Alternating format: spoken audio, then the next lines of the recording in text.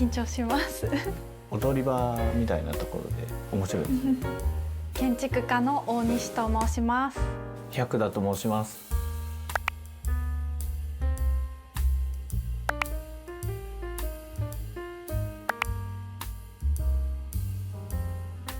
建築家になりたい君へというお話をしたいと思います。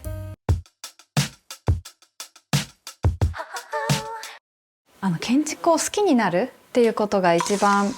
大事なんじゃないかなと思っていて、私も建築家になりたいなと思ったのは中学生の時にスペインのガウディという建築家のサグラダ・ファミリアという建築を見て感動して建築家になりたいと思ったんですけど、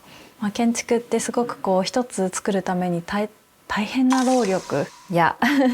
いろんな人間関係の中でできていくもので、必ずしも楽なことばかりではない、大変なこともたくさんある仕事なんだけれど、建築が好きっていう思いが一番真ん中にあったら続けていけるし、とってもやりがいのある仕事なので。建築を作る時に設計する自分がいて、クライアントがいて、社会があって使われる人たちがいてみたいな中で構想していくので、矛盾だったりとか時には衝突だったりとかいろんなことが起こるんですけど、それを活力に変えていく力みたいな、そういうものが多分すごい重要になってくると思うので。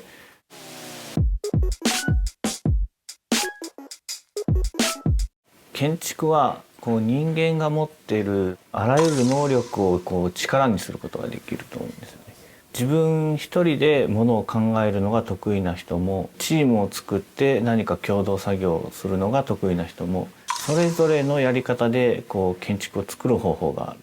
なので自分の興味があることに向かい続けていれば、それが必ず建築を作る力になっていくっていう、そういう面白さがあると思うので、建築を目指す人たちには自分が興味に思ったものに対してとことん向き合うっていうことをまずやったらいいのかなというふうに思います。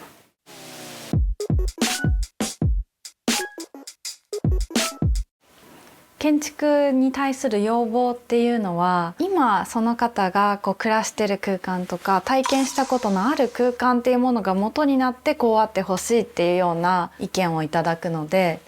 でも私たちがこれから一緒に作りたいと思っている空間はこれまでになかった新しい空間で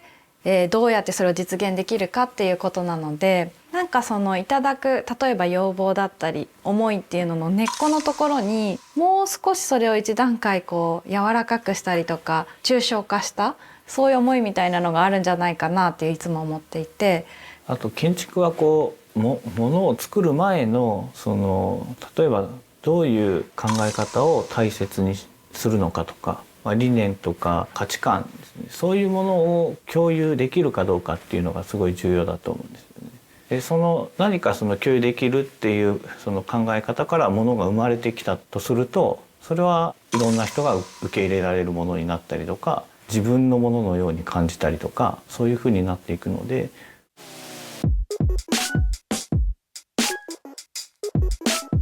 建築をやってて面白いのは、年齢でできる建築っていうのがあるので、人生をかけてもいい職業だと思うんですよね。若い時っていうのは経験はないわけですから、アイデアだけですごい建築を作ってみたいっていう、そういう形で勝負もできるし、年齢を重ねていくと生きてきた人間の厚みみたいなもので、それで新しい面白い建築を作っていこうみたいな、そういうやり方もできる。人生をかけてもいい職業なんだよっていうことをまず伝えたいなという。そうですね。何か場っていうものから私たちの社会っていうものが始まっていくとしたら、どんな社会があり得るかっていうのを一緒に考えられる人が、建築家になる人はもちろんそうじゃない人、いろんな仕事に興味がある人と一緒に共有できたらいいなっていうふうに思います。